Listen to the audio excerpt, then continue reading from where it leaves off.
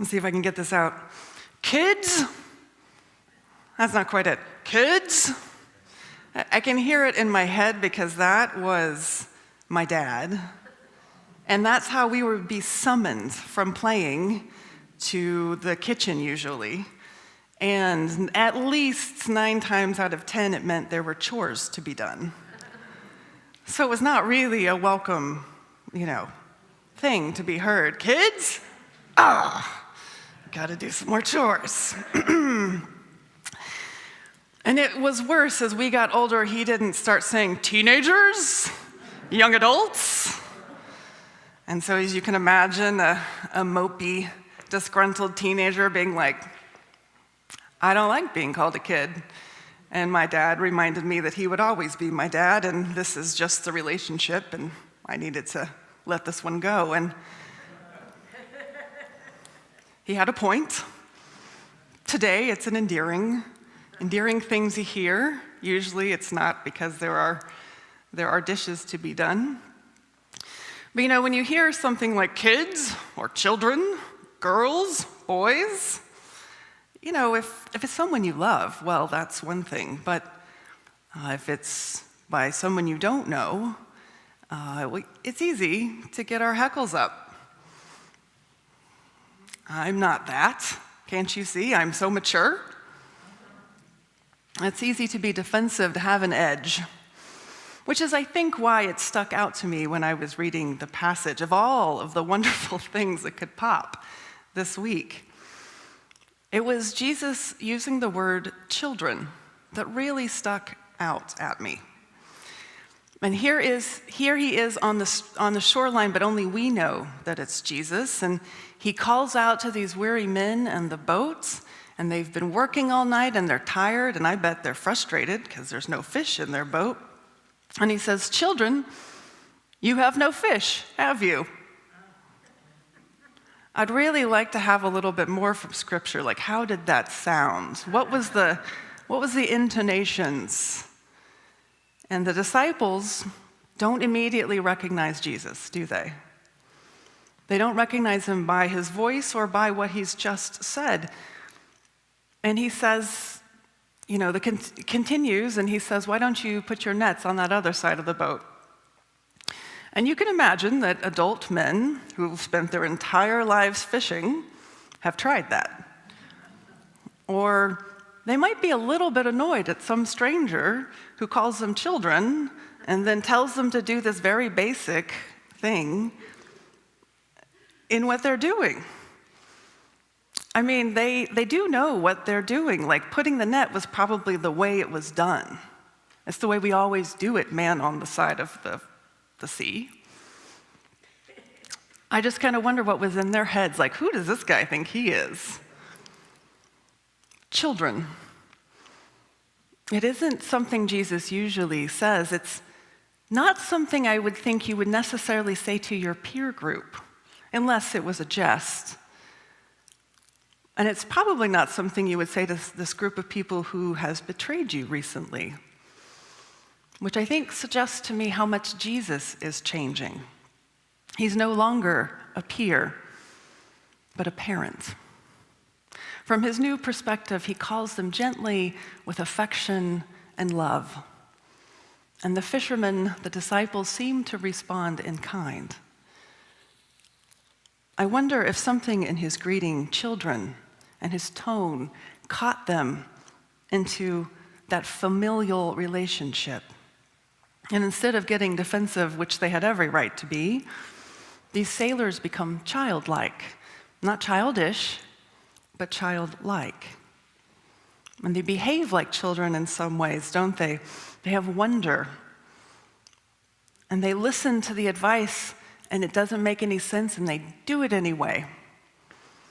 And then they marvel and wonder at the size of their catch. And the beloved disciple recognizes that this is Jesus and says as much, and Peter doesn't even look. He just grabs his clothes and he jumps off the boat. He's not really known for doing that well, Peter. He jumped off the boat and didn't walk on the water, and then had to swim. And here he goes again. which kind of reminds me again of childlikeness, that joy that just says, let's go full throat, full heart towards this thing. And it reminds me also of what Jesus says, now not in this gospel, but in the other three. Let the children come to me. Or something around, don't get in the way of the children. And it's the same word for child is used in all of these passages. And Jesus probably meant, don't get in their way. But also, I think he's saying, be more like these kids. They're great. What's wrong with you? Being childlike can be really difficult sometimes, especially for us adults that have grown and matured, and we have great comportment, and we just know how to do things just so. And we've learned how to do that, and that's beautiful. There's a time and a place for that.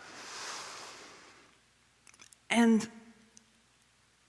sometimes, when faced with something so beautiful and raw, with great abundance, like 150-something fish, it kind of invites us to do a new thing, to celebrate in ways we don't normally celebrate, to jump off a boat or to just be with the boat and haul the fish in, and then go and stop what we were planning to do with our day and have a feast with God at the edge of the water. That's pretty childlike for adults. And as an adult, I will share with you that I don't always do that jumping off so easily. But sometimes for me, the gremlins that keep me from doing something happen after I did the thing. Do you know what I mean? For instance, we have been joking a little bit already today. You may not know that last week we had problems with our streaming, and so a group of us came together online on Friday, and I was sitting in the back with Mark, and everything seemed to be going well, and Mark is telling me people are chatting, and Mark reads the text and he says, someone would like to see the pastor do a liturgical dance.